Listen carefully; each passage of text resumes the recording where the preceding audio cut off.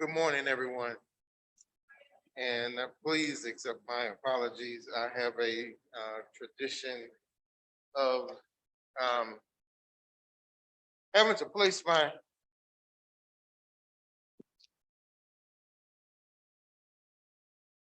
I have a tradition of having to place um, my alarm clock on the other side of the room. Otherwise, I have a tendency to hit snooze and to go back to sleep. And after a long day yesterday and lots of time in the airport, um, apparently that's what happened. So I am so sorry. You have no idea. I apologize so much.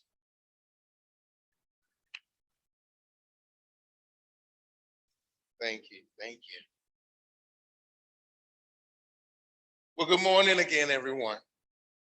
And I would like to thank the core council of the Institute on Theology and Disability for this grand invitation. I would like to thank you for asking me to be one of the presenters this year. And I thank my good friend Kathy for that wonderful introduction. In full disclosure, my talk is heavily informed by a lecture that I was asked to give at Eden Theological Seminary this past fall, this past spring, actually, on the theology of disability, but they really wanted me to focus on liberation and disability justice. And so I was actually given that title. And so this is a portion of the paper that I wrote and the presentation that I gave. Now, as we wade into our conversation for today on the intersections of Black liberation and disability justice, please allow me to begin with some pertinent background information, which I hope if we have time, I don't think we probably will now, but it was my hope to have time to have some dialogue afterwards. But I am an African American male who self-identifies as a person with a disability. I am blind, but also something that I don't talk about a lot is having a traumatic brain injury. And somehow that gets around me, and I don't put that down often, but I need to. Um, and so a close reading of my bio will show that I have personal experience, personal living experience at the intersections of Black liberation and disability justice. So this is not just an academic endeavor for me, it is the life that I lead.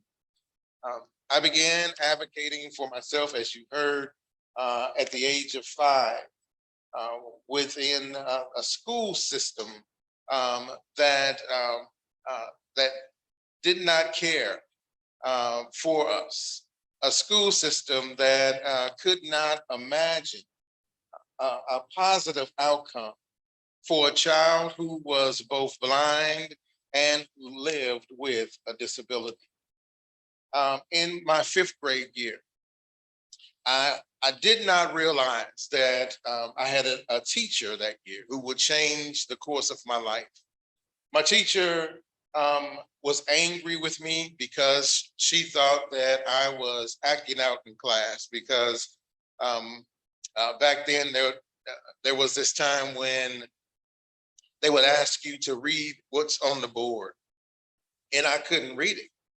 And so she got angry because she thought that I was acting out because she would see me playing around, playing with the other kids.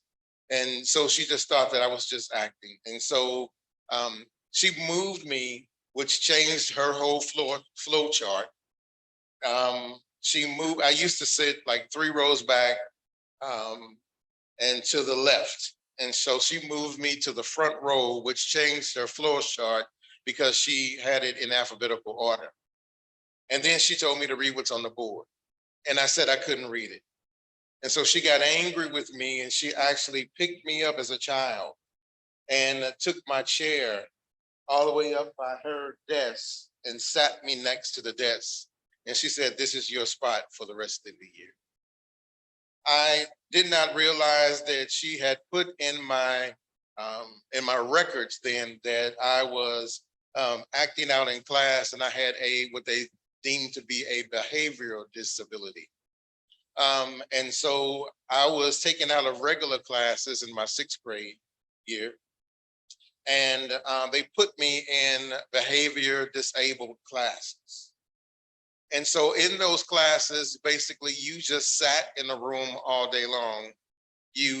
There was no uh, full, I guess, process. There was no understandings of reading.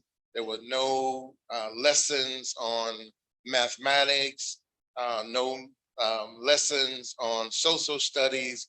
You basically just sat and you answered 10 questions on a piece of paper, and you played cards the rest of the day.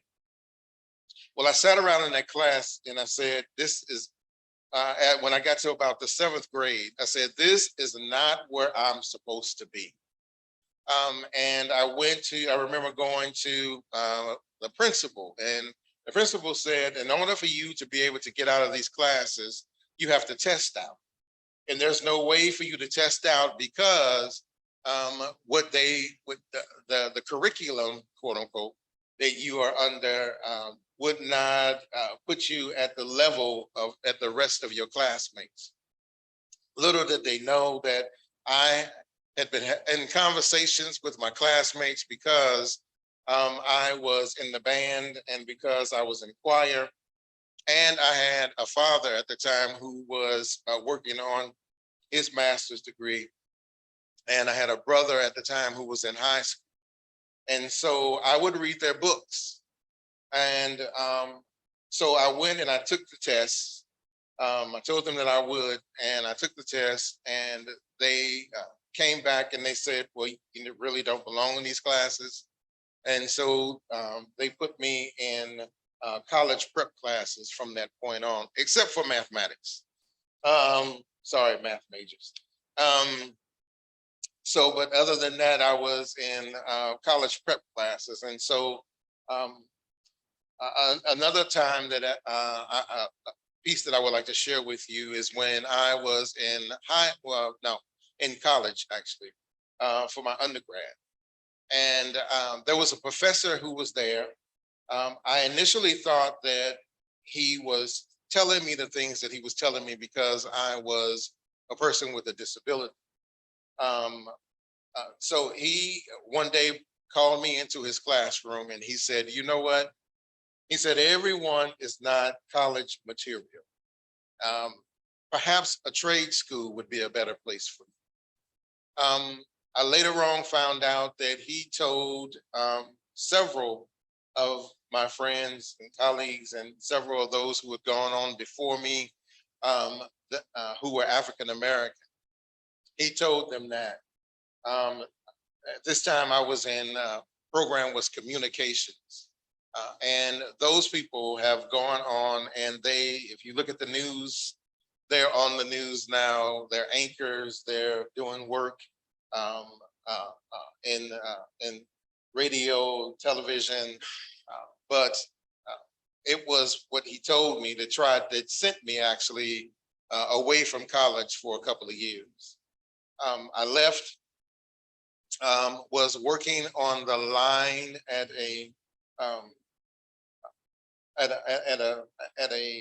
hospital, was serving trays. Nothing wrong with that. It's good work. But there was something inside of me that said, this is not where you belong. This is not what you're called to do. And so as soon as I said that, maybe about 2 weeks later, I received a phone call from the counselor at my school, at my university. And they said, you know what, the Americans with Disabilities Act was just passed. And that means that we will be able to help those who have disabilities in our schools. And so they said, would you be interested in coming back to school? And I said, oh, yes, I would. And so I left that job and I went back to college. And as you've heard from my bio, that I graduated from college. Now, my life has been formed and has been shaped by the resistance of the civil rights movement and by mentors who were on the ground in the disability rights movement, and by one-on-one mentorship and the mentorships virtually and through books by scholars and theologians such as Dr. Nancy Eastland and Dr. James Hal Cone and Dr. Debbie Creamer, our own Dr. Debbie Creamer, Dr. Cornell West. This and my citizen labor, it has shaped my theological framework, and it has informed who I am as a pastor, as a preacher, as a teacher, as a public speaker, and as a writer, and hopefully one day to be recognized as a public intellectual. I would suppose that most of you all possess a basic understanding or knowledge of the term Black liberation. So we're not going to spend a great deal of time unpacking the fullness of this meaning, because we could spend a semester trying to do that. Now, as it relates to theology, the late Dr. James Hal Cone, he theorized Black liberation theology, which he continued to do and continue to explore, continue to build upon, and continue to revise until his death in 2018. Now, just for a simple definition, the Westminster Dictionary of Theological Terms, it offers a basic definition of Black theology. And you will hear me use those two terms interchangeably, Black theology and Black liberation theology, because Black theology is a theology of liberation. And so it is a North American theological movement which interprets scripture and the Christian gospel from a context of oppression of Black people engaged in the struggle for spiritual and social and economic and political liberation. Now, before we explore disability justice and how it intersects with Black liberation, it seems to me that we must first look at the relationship between the civil rights movement and its forerunner of disability justice, which is the disability rights movement. So we are going to take a sociological look before we go to the theological look on the liberation, on Black liberation and disability justice. Now, the disability rights movement, like many other social justice movements of the 1960s and 1970s, was born out of the civil rights movement. In the United States, people with disabilities had been advocating for the access to buildings and to employment and to education, to housing and etc. for decades. However, in pockets around the nation, people with disabilities who had supported the work of the civil rights movement, they were inspired by the success of its strategies. So they made the decision to begin advocating for the rights of people with disabilities in their communities by using these same modes of resistance, these same modes of peaceful advocacy, these same modes of protest against their own oppressors and their own colonizers. So today, within books and documentaries about the disability rights movement, we find leaders such as Max Starkloff, who was the founder of Paraquad, which is the Center for Independent Living in St. Louis, Missouri. We find people like Judith Heumann, who was in the Obama administration. I probably don't need to tell you who she is. We find people like Harold Wilkie, who was a pastor of the United Church of Christ, and he was one of the signers of the Americans with Disabilities Act. We find people like Ed Roberts, who was considered to be the father of the independent living movement, all sharing how this organic movement was informed and inspired by the civil rights movement. So we see the work for disability rights had learned from the success of those working for the liberation of the African diaspora living in America. Now that said, there was a problem though. Although the disability rights movement said that that disability is a non-discriminatory group, in that anyone can join at any time due to accidents, due to injury, due to chronic illness, due to diseases, and due to the expansion and the work of the health systems. Among those who were working for the voices of people with disabilities to be heard in all segments of society, even among those who had experienced the sting of biases by an ableist system, there was a hierarchy within the disability community. Here, an androcentric, heteronormative, basically white males, heteronormative white males who had disabilities were at the top. And then there was everyone else. Although all of its members of this movement were more than willing to put their bodies on the line as activists, whose protests led to acts such as chaining themselves to buses, such as chaining themselves to buildings, and yes, even chaining themselves to churches. And yes, that was me. It was, amen. It was always the white men who were called upon to negotiate the terms of the disability community's demands with the powers that be.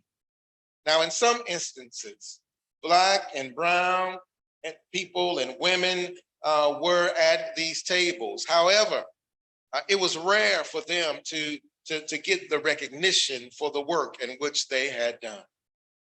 However, scholars and advocates have now begun to of retelling the stories of the movement, giving credit to all of those who were part of this process, were part of who contributed to the disability rights movement success. And so, recognizing that the voices of many within the disability rights movement were not being heard, in 2005, a collective of disabled queer women of color formally coined the term disability justice. Disability justice builds on the disability rights movement, taking a more inclusive approach to help secure the rights of people with disabilities by recognizing the intersectionality of disabled people who belong to other marginalized groups. The disability justice framework, it asserts, which is interesting because we're doing exactly what it says that it didn't want to happen. It asserts that we must include the experiences of all marginalized people, such as people of color, people with disabilities who are unemployed, people with disabilities who are the immigrants, people with disabilities who are also LGBTQIA+, people with disabilities who are incarcerated, and people with disabilities whose land had been stolen. Disability justice, it recognizes how diverse systems of oppression intersect and reinforce one another. Now, Dr. James Cone, in a conversation that I had with him when I was trying to flesh out this whole ideal of things that I had been working on around Black theology and how it might inform disability theology. Dr. Cone, while sitting in his office, he once told me that Black theology and Black liberation theology are academic endeavors, and that it is the prophetic tradition of the Black church, which is how it is lived out in the community, in the churches, and in the world. And I kind of knew that, but there was something about him saying those words to me that day that a light switch went on. And I felt as though I had an understanding of the thing that I had been wrestling with for so long, since Debbie Creamer had challenged me some years ago to do this work. Her thought was, and I asked her, you write about it, why can't you go further and explore it? And she said, it would be inauthentic of me as a white female to do this work. And so I basically took it as a charge, because she did charge me to continue to do this writing and to do this work. And so listening to Dr. Cone, again, a light went off on how we can look at taking the theology of disability, which we were talking about on yesterday, and how do we get that into society, into our churches, our mosques, our synagogue. How does that happen? And so, in like manner, disability justice is in its truest expression, was never meant to be an academic endeavor, nor was it meant to be debated or intellectualized or theorized. Instead, it was intended to be a framework for those who were on the ground doing the work, for those who are the most impacted because of their disabilities, and because of their race, and because of their gender. Now, disability justice, it serves as a resource to battle the day-to-day issues affecting people with disabilities. Now, it seems to me that the intersections of disability and Black liberation have always been in the mix. There's always been this sort of understanding amongst each other and how they related to one another. But I just started at the disability rights movement at that point. And it is clear that the disability rights movement, it emerged and developed from the strategies of the civil rights movement. And disability justice movement, it grew out of the disability rights movement because of the needs for marginalized voices in this movement to be heard and to be recognized. So as we look at the future of Black liberation and disability justice, there are individuals who are reflecting now on how Black liberation theology might inform disability theology. My good friend, Reverend Kendrick Kemp, has coined the phrase Black liberation theology of disability. And his work um, uh, and his work has been guided and it has had the blessings of Dr. James Cone. And I am exploring now, as you all know, again, how Black liberation theology might inform possibly a social model of disability in order to begin to have conversations with the work of the late Dr. Nancy Eastland, and to continue to dialogue around disability liberation theology.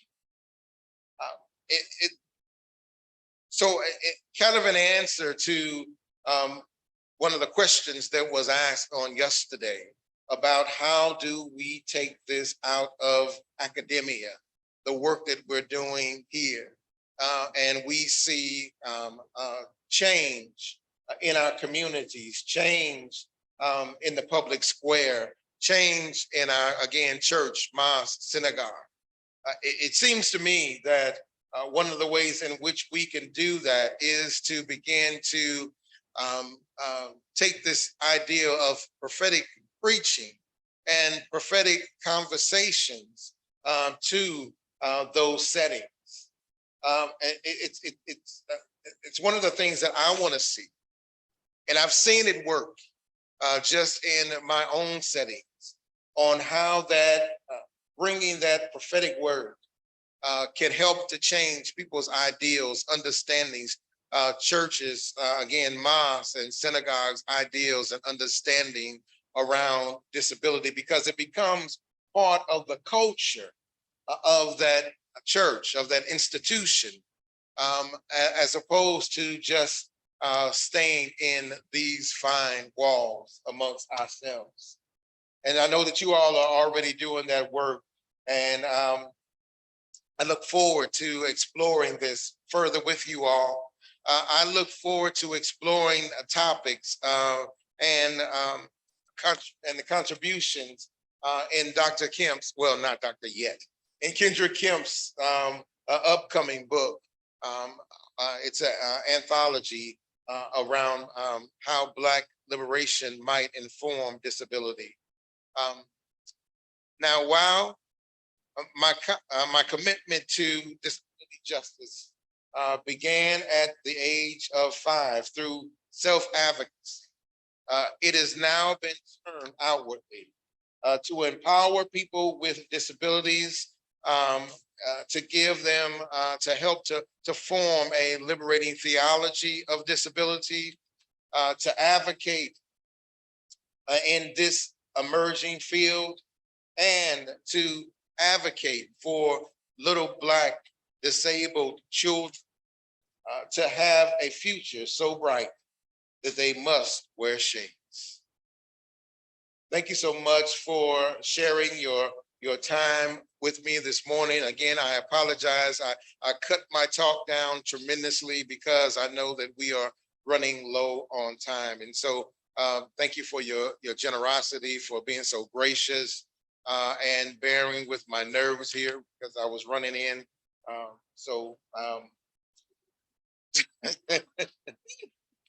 Thank you all so much.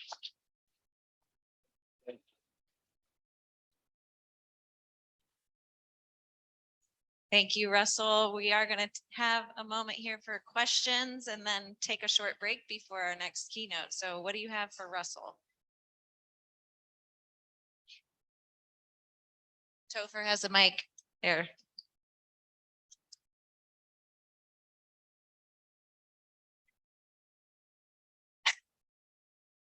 Russell, this is Devin. Thank you so much for your talk.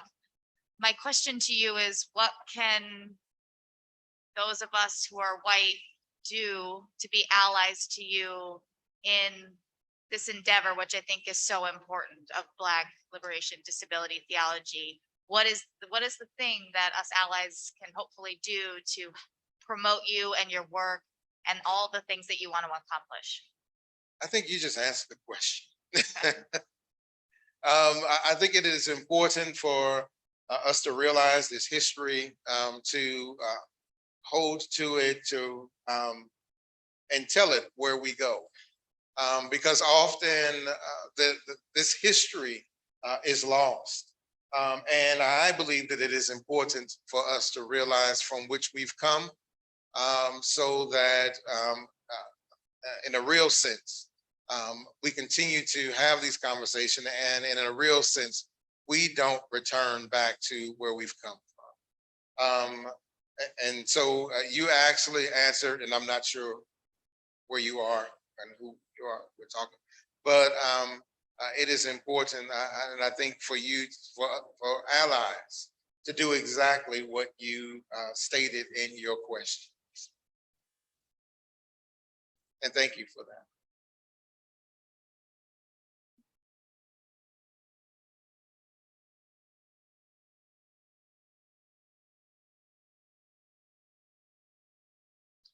Russell, there are some echoes of your own educational, whoops. I'm Neil Cut.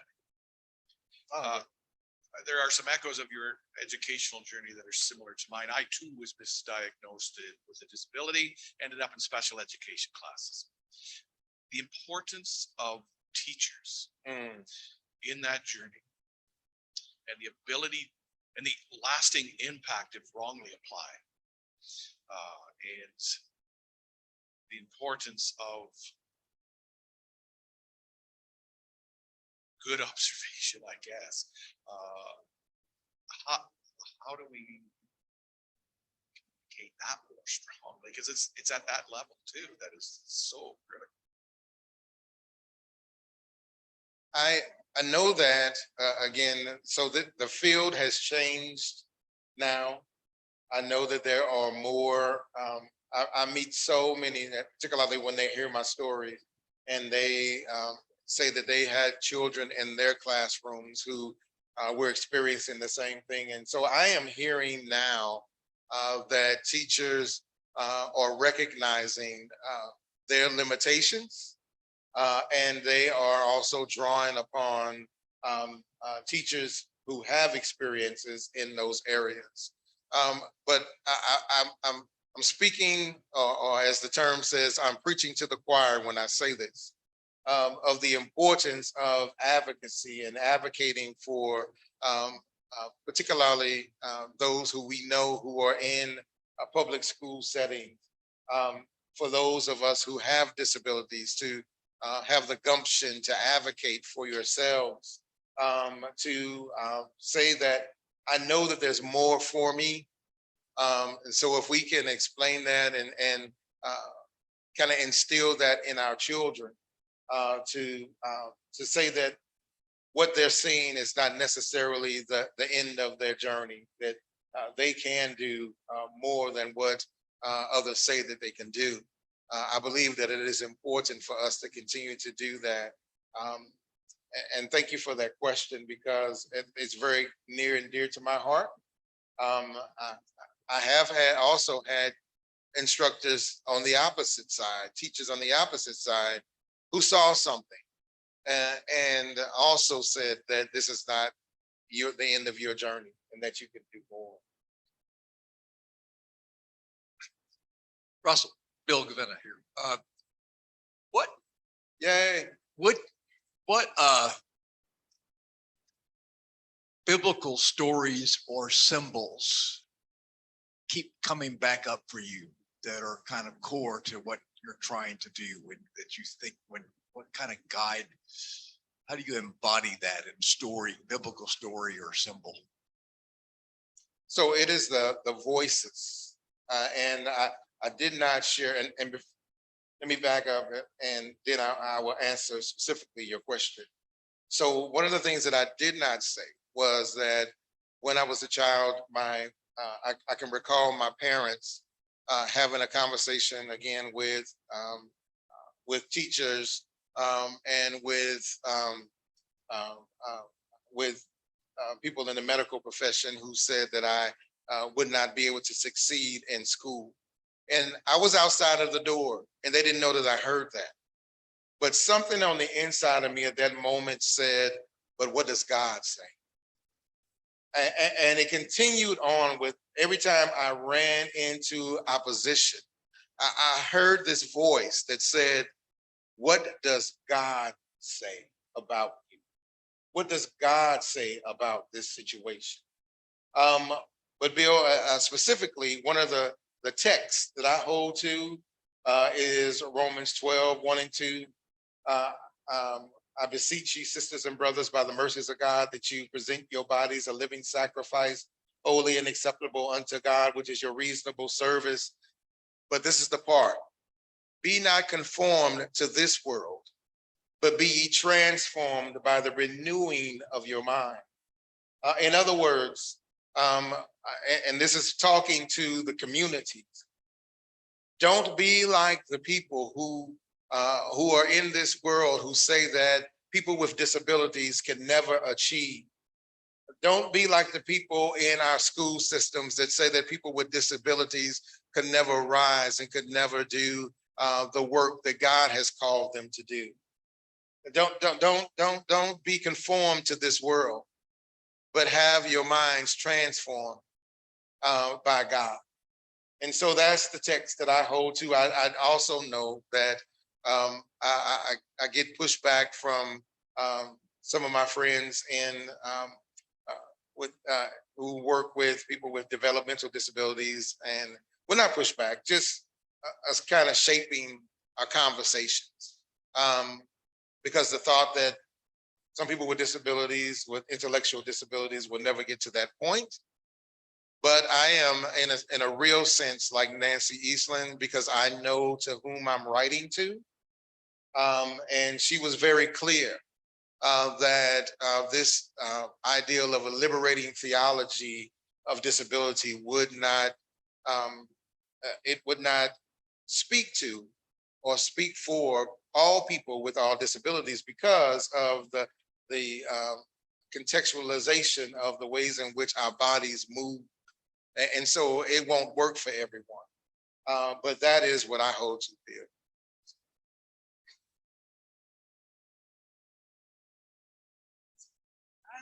This is Chantal Unique. Sorry, can you hold it? Thank you. This is Chantal Unique of Christian Horizons. And the part of your story which resonated with me was when you framed yourself as an advocate from age 5. I think that was part of my story that I've never really recognized before. And it's probably part of the story that a lot of people in this room and I both like lament that, because it's not an experience for a typical 5-year-old to have to advocate for yourself on the playground. But I also rejoice in that, because look at the good things that God has done with that. And I know very little about liberation theology, so thank you for broadening my knowledge more. But what I do know of liberation theology, or what I've heard, is that where theology that's not liberation based is based about theoretic, developing a theory and then trying to do it. Liberation theology is more about practicing it and then maybe, possibly writing it down or not. And I think all of us in this room would do well to make sure that we practice what we're writing down. So,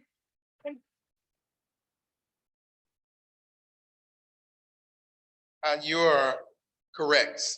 One of the things that I kind of love about where I've seen the Institute go, and even from its inception, I believe, is that there's these conversations now about how do we take what we're doing in academia and begin to practice them in the world. And that is so important to realize. And I think Hans Reiners talked a little bit about that on the video last night, of the importance of us moving from these structures, these wonderful structures. And again, like I said, when James Cone said that to me, it was like a revelation. I knew that that was the case. And I knew that Black liberation and Black theology were academic endeavors, and that the way that it was lived out in the Black church and in the other churches was through the prophetic teachings and preachings. I knew that, but it was like a light went on. And so that's the place where I stand now. I did not also say that that is my tradition. I preach from the prophetic traditions of the church, and I teach from the prophetic traditions of the church, and I'm on the ground when my colleagues will allow me to be in the streets, because they're always concerned that I won't see something coming at me. And so they're fear for my life with my advocacy and protests. But yes. Thank you, Chantel. I'm Shelley Christensen, and I want to just give a huge message of honor and thanks to your parents. For a child of 5 years old to become their own advocate speaks so much about your family and your parents.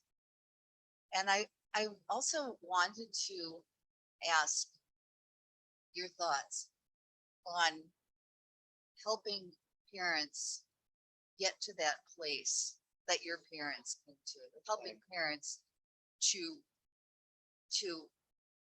go through that journey that parents go through, that loss, grief, loss, to get to the point of joy, to get to the point of collaboration, to get to the point of bringing their hopes and dreams to the table and encouraging their child to bring their hopes and dreams to the table, and then getting that whole educational system and the whole congregational system to just meet them where they're at.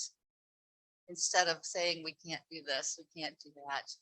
We know that one of the biggest barriers to belonging in a congregation particularly is when one member of the family is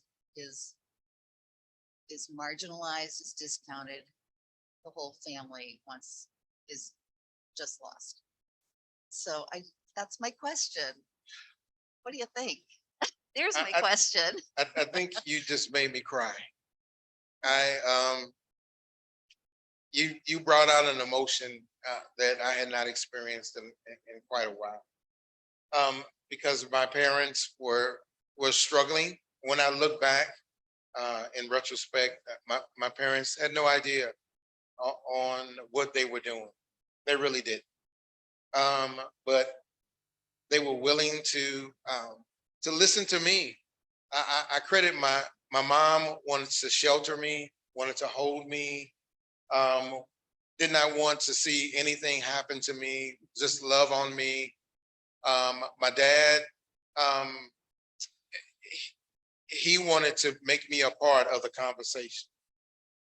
So that day, after they'd had that conversation with educators and with ophthalmologists, I can remember them having many conversations about what they're going to do about their child. And my dad came to me one day and he said, well, what do you want to do? As a child, he asked me that question.